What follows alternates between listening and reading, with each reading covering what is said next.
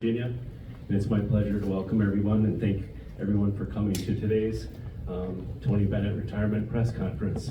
We're joined today by Director of Athletics Carla Williams and Head Coach Tony Bennett. The timeline for today is Coach Bennett will make an opening statement, followed by questions for Coach Bennett, and then Carla will be available after the press conference for interviews.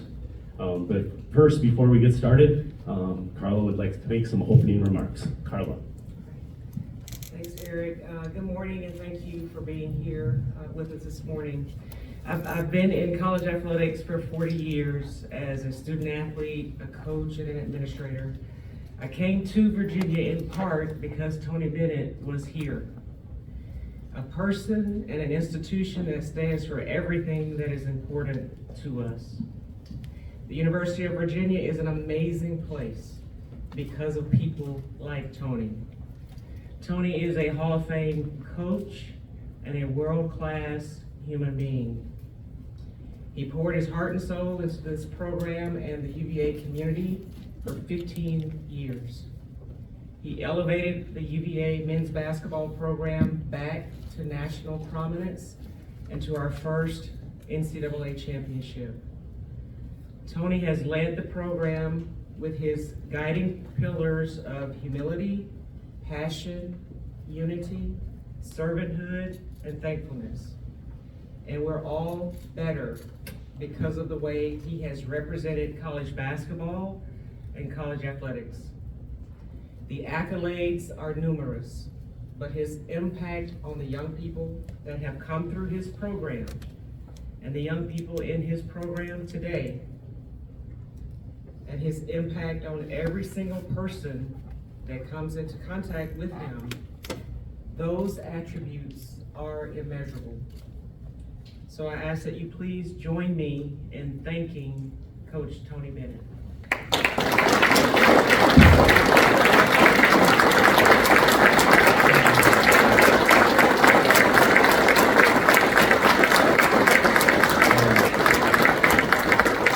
First, thank you, Carla.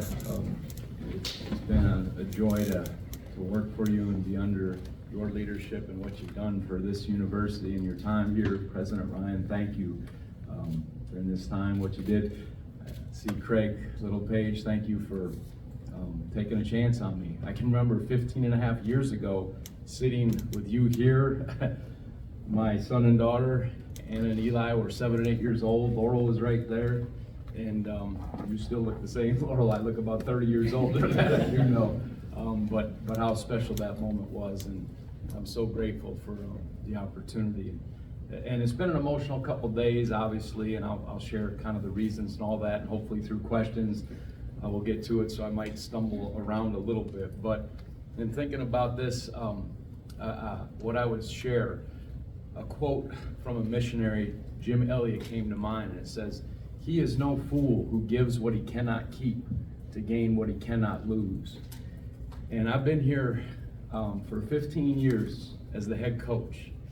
And I thought it would be a little longer, to be honest, but that's been on loan. It wasn't mine to keep. This position has been on loan, and it's time for me to, excuse me, I knew that would happen. It's time for me to give it back. But to give it back, to gain what I can't lose, to be a better husband.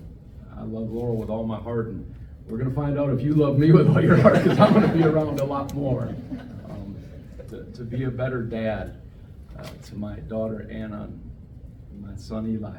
My parents are both 81 years old, and I don't want to live with any regrets. Just to be around them, to be a better friend. Be a better brother. I know my sister, if she's watching, would be saying that to me. I look forward to the relationships with the former players, and even the current ones and the staff that you don't always get to have when you're grinding away. So I think about that, and it's mine to give back. And I've given everything I can for 15 years. And I go back to the reason why I came here. I was so excited to test myself as a coach. against the Hall of Fame coaches, Coach K, Coach Roy Williams, actually Coach Gary Williams, Coach Boeheim.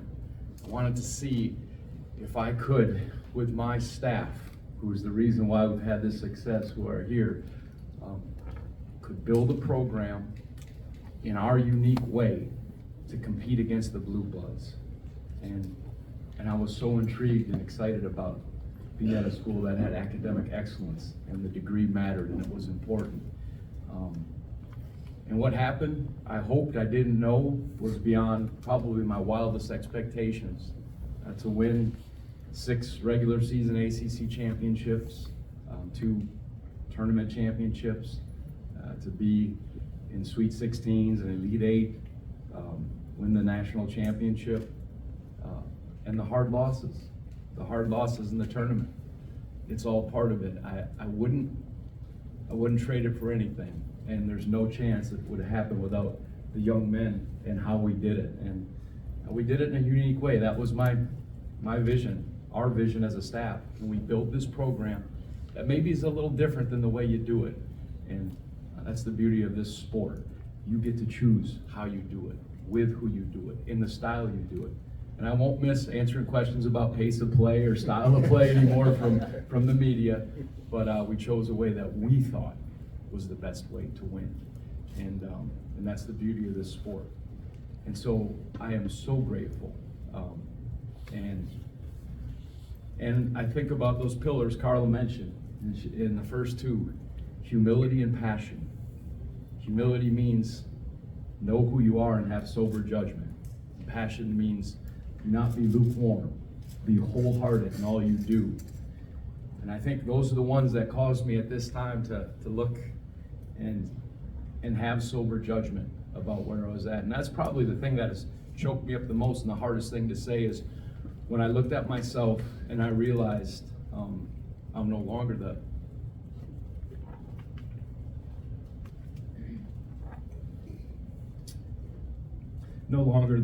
the best coach to lead this program in this current environment. And if you're going to do it, you got to be all in. You got to have everything. And if you do it half-hearted, it's not fair to the university and those young men. So, I'm looking at it. That's what made me step down. There's still a way in this environment. There's a way with Carla and President Ryan and the board to do it and hold to our values. But it's complicated. And to admit, honestly, that I'm not equipped to do this is humbling. But it honors the pillars.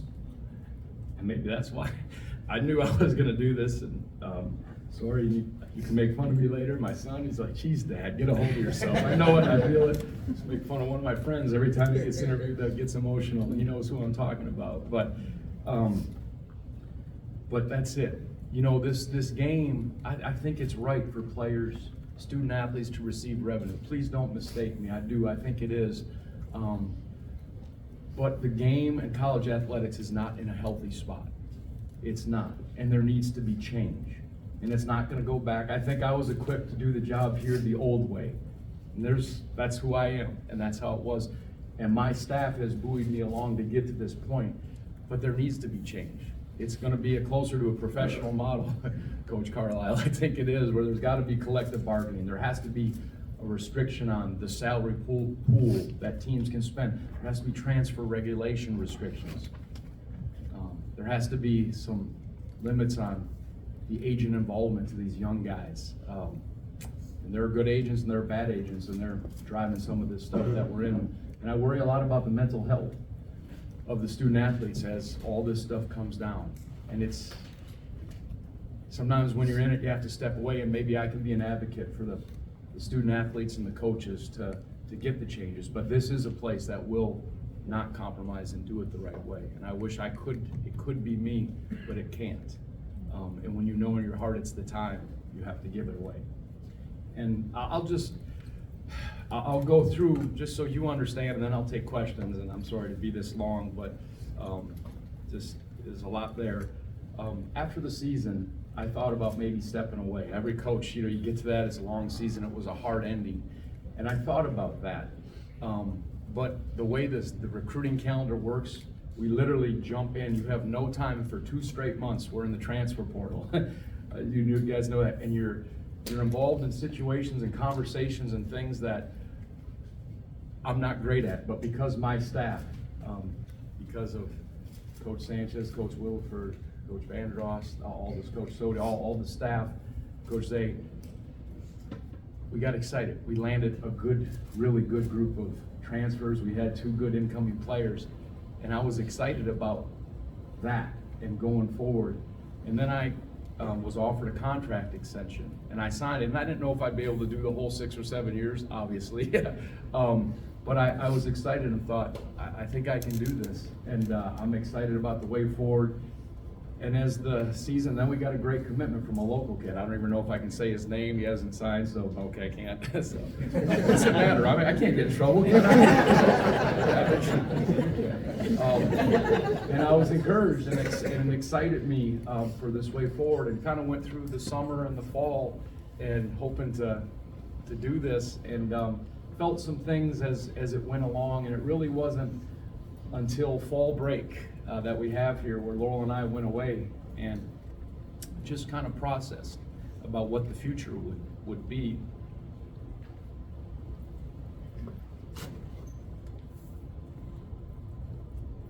And that's where I kind of came to the realization that I can't do this. It's not fair to these guys and to this institution that I love so much to continue on when you know you're not the right guy for the job. And the reason I did it then instead of waiting, and I've always wanted this to be taken over by one of my staff members. I always have.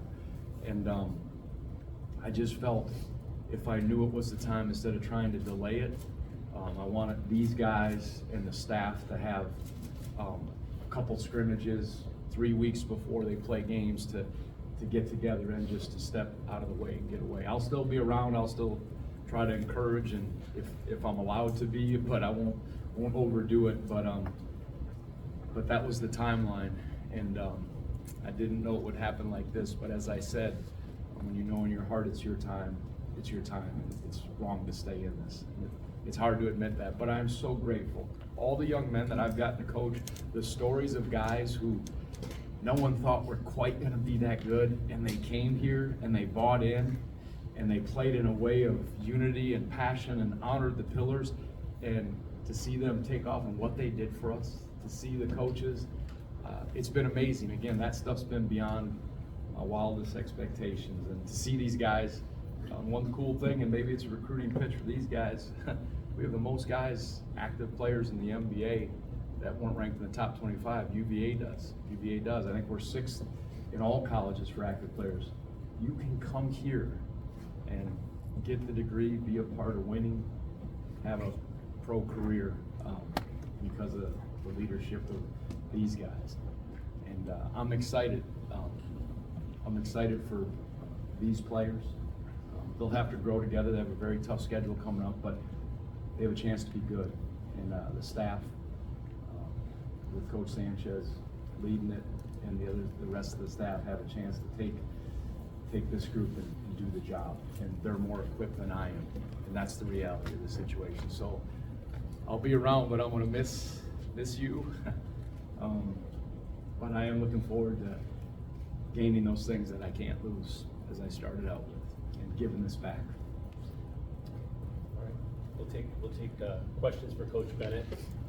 Please raise your hand and announce your name and affiliation. And questions, reminder, that are just for Coach Bennett at this time. We'll start off with Jeff White in the front, and then we'll Mike Barber. And then Tony, when you were introduced in this room 15 and a half years ago, you said you wanted to build a program that lasts and has sustained success. Knowing that you did that, does that make this decision any easier for you? It does. There's a piece in it. And I think I quoted it when we hung the national championship banner. It's a proverb that says, "A desire accomplished is sweet to the soul." And how we did it and who we did it with. And that's the beauty of it. And what we went through and how we handled adversity. My father always taught me, recruit young men, hire a staff that you can lose with first before you win, because you're gonna have to go through true adversity. That happens. And the fact that even how it all played out, yeah, so there's no question. I don't think I had any gray hair at that time. I know there's a lot of things I remember, but it was a day of celebration at the press conference, but it was about what was to come in the relationship and how many years. Mike? Hey, Coach, Mike Barber, Virginia Pilot. I'm curious, you mentioned your father, he stepped away from Wisconsin a few games of the season, that was a little different circumstance. What was his advice to you during this time and his counsel? You know, we talked, you know, this is more Laurel and I, but I told him what I was thinking, and he said, you have to do what's in your heart. He said, I love watching you coach. I said, really? You never watch us? How does that work? You're never there. He said, I wouldn't be in this spot without him. But he and my mom, like I said, they've been a rock for me, and I'm blessed to have parents like them. But he always says, honor the pillars, the way you coach. And if you can't coach with your whole heart and you can't honor what it's about and do the best job for your staff and these young men, he said, you have to look at that. He said, you have special people around you. And he said, don't ever take that for granted. And I know that. Gene, and then David. Hey, Tony, Gene Wong, the Washington Post. When we talked to you a week ago and ACC took off, it seemed like enthusiasm was there, and just curious, like, can you take us to the last week, and was that when you talked to the players, or had they known before that? No. All that Yeah. No, again, I was feeling some things, but I was hopeful, and then fall break, you know, you don't get a chance in this profession to really reflect and step back. You literally go, and I hope that the NCAA will change the calendar when the season's done, and you just kind of go and you go through it. And fall break, Laurel and I went away to a beautiful place we found. It was the Tides Inn on the Rappahannock, and it was beautiful, and just sat and talked and said, you know, and just I was honest with myself and started feeling some of those things again, and realized again that stuff. But it was at that time, and you know, I even shared I think at ACC Media Day my concerns for where the game is. But there's still great things about the game, but there needs to be change in it for it to go forward, because I'm worried about the opportunities that aren't going to be present for a lot of the Olympic sports. And there's so many wonderful things about college athletics, and I know it has to change, but I hope it will change and it will get back to some regulations and guardrails so it can be what it's supposed to be about and adapt to the new model, because it is a billion-dollar industry. I understand that, but there's things that need to change. David, and then Ed. Tony David Teal with the Daily Press. Have you and Laurel had the opportunity in this brief period to process what might be next? What might be your next chapter? Well, first, as I said, to do those things, I opened the press conference with, and Carl and I have been talking, and you know, if there's a way that I can assist here, part-time with long vacation time.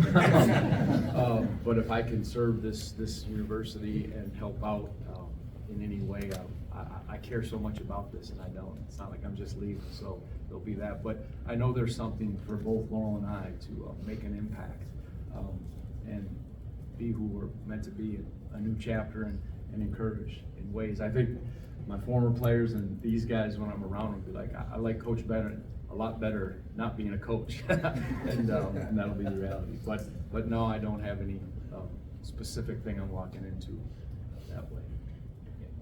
Ed, and then Matt. Tony, you're a pretty religious-based person. Yep. What role did that play your faith in coming to this conclusion and No. pulling For sure. the move out? No, my faith in the Lord is everything. It is, and I've always tried to be respectful about it, but it is the hope that I have, and it's the peace that gives me perspective and the guidance. I don't do anything without going to the Lord in prayer and seeking Him, and my wife and I relying on sound counsel. And again, when you feel something impressed upon your heart and in your spirit, and you're faithful about it, I think that's a significant part. But I think, you know, I want to make an impact in that area after this in many ways, and that did definitely play. It is the role. It's the hope that I have, for sure. Matt, and then we'll take one on the far right, Ed. Matt Norlander, CBS Sports. Tony, you're the latest championship winning coach. Matt, before you ask that question, as I'm looking at you, Matt is one of the biggest Dave Matthews fans I know. How many concerts have you been to? Thanks for injecting this into your retirement Yes. trust. Appreciate that. Hall of Fame induction is tomorrow in Cleveland, by the way, for David. Okay, there you go. If you need me to publicly disclose this number, I think I'm at 104. All right, so I want to tell you the story, actually, as I see you, because I knew that. 104, that's amazing. When I first got the job here in the first week, I'll never forget this. You're working crazy hours, and I'm walking to the back of this hallway, and Dave Matthews had a concert. And I kind of pulled back, the security probably didn't know who I was, but I pulled back one of the concerts and looked inside, and this place was packed.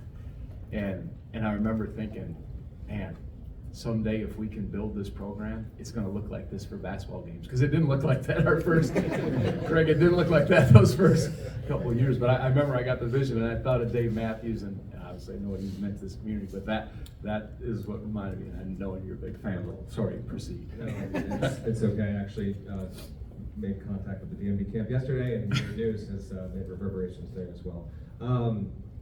Roy Williams, Jim Boeheim, Mike Krzyzewski, Jay Wright, all these championship level winning coaches have made decisions that obviously sent shockwaves through the college basketball world. You are younger than all of them. I know you said you're obviously a big man of faith in making this decision. Do you have 100% assurance on this, or are you going on some level of faith? Because obviously the timeline is highly unusual and has become sort of accelerated. So I'm wondering, I get the feeling where you are spiritually, but Yeah. mentally kind of making this so close up against the season obviously is Yeah. big news. As I said, I didn't have a lot of time to process. There were some things that I went through, and I am at peace. And as I said, when you know in your heart it's time, it's time. And will I miss the games? Do I love the game? Absolutely. But I don't think I'm equipped in this new way to coach, and it's a disservice if you keep doing that. So I'm very sure that this is the right step, and I wish I could have gone longer. I really do. But it was time, and I wouldn't have done it if I didn't think we had the right group of young men and the right staff to lead them forward in this way. And that was the one thing President Ryan, Carla, and Laurel and I talked a lot about. You don't want to have regrets. You don't want to have regrets. Think through this, sit on this. And I think I'd have more regrets staying longer and not being able to be all in and not sure and giving everything to these guys than stepping away with maybe a little more energy in the tank, but giving it in the right place. That would be the bigger regret I'd have. And again, there's things that I'm so looking forward to. Ed, Preston, and then Jerry. Hi, Tony. Ed Miller, Virginia Magazine. You alluded to this a little bit, but how much did the fact that you're leaving the program in what you feel is a good spot influence your decision? Give you some freedom maybe to do it? No, that came into it, but it wasn't. This was not premeditated. It was just I was hoping to get through, and you always evaluate after each year, but because of what was brought in, the young men, and they have to gel together and go through stuff, but because of the staff, and because of these young men, I'm so hopeful for them, and I shared that message with them. That was hard to share to them and the staff who I care so much for, but no, I feel it's in a strong spot, and I feel like the support and how it wants to go forward, that's aligned with the mission and what this staff believes and what these players are about, give it the best chance. But quite honestly, you just don't know in college basketball what rosters are, what teams have. I mean, the staff, one of the reasons, Matt, I stepped away, the staff was the one that, they pulled me along. They would handle the talks with the agents. They would handle things, and I realized if I got to do this, I have to be involved in everything, and they made it easy for me. And because of how they reacted, and they're forward thinking, they all are, and they have, I think, the right way. I'm a square peg in a round hole. It's what it is, and maybe that's the hard part to admit, but it's okay, because when you tell the truth, there's freedom in that, and that's the reality of it. But I think it's in a good place for sure. I was hoping. I love these coaches. I love this group. Preston. Yeah, Preston Miller, thesaber.com. Coach, when you know, kind of Ron was coming back, is this something that you eventually envisioned for him? And also, just what was yesterday like talking to the staff, talking to the players? No, I always hoped that when my time was done, that, you know, whether it was Ron or Jason, the two associate head coaches, that someone would take this over. Because it means it's in a good place. And because if you like what you've seen and how we've done it, they'll have their own twist, this staff will, on what they'll do and hopefully going forward. And I think there's such a group that's gonna be together for 2 years. That's what's special. Most of them, with the exception of Jalen and Tane, will be so important this year. Tane will be getting his degree at the McIntyre School of Business at the end of this. But I think you always hope that when you're coaching, it's your time. Like I said, I didn't think it was going to be this soon, but for sure, there's no question about it. And so I'm grateful for that. And I didn't mention Isaiah Wilkins and Kyle Guy and Chase Coleman. Those guys are special. They're stars in this coaching profession going forward, and they can make a difference as this thing changes too. I know that. So we have time for a few more. Go Jerry, and then up front. People can go. Trust me, this is getting long, so you don't have to stand there. JerryRackcliffe.com. Tony, what are you going to miss the most? And can you just tell us what you love about Ron Sanchez? Yeah. What am I going to miss the most? I don't even know how to process that. I know you get to a point sometimes, and when winning is a relief more than a celebration, and losing sticks with you, and it's a pain. And that stuff has started to take a hold. But I'll miss the competition's awesome. I love watching film, and I'm not a great. I like to talk to the group. I wish I had more time to have a smoothie with the guys and do that, and I will now. And that's the part I'll enjoy doing. But I just, like I said, I called Carl. I'm like, did you see the 3 Sabrina hit to win the WNBA final? Like, if I could buy stock in the WNBA and the NBA, sorry, Rick, but I would. It's because that's amazing. But I enjoy just the game. There's fun. There's strategy. The way your mind thinks, but that'll still be there. And Ron is, you know, he's been with me. His wife Tara played for my sister Kathy at Indiana, and my sister said, "If you ever become a head coach," she said, "I got a guy for you. He's dating one of my players. He's special." And so when my father took the Washington State job and Ron came, that relationship was founded. And then Ron got to go away and get head coaching experience at UNC Charlotte. He's as faithful and a servant-oriented man that I've seen, and I've seen him grow in his knowledge of the game. But what I like is he and Jay, Willie, and the whole staff, they've carried me through this transition. I think it's been like 3 years, is that when it started. And the way they think, they're younger than me. Not that much. But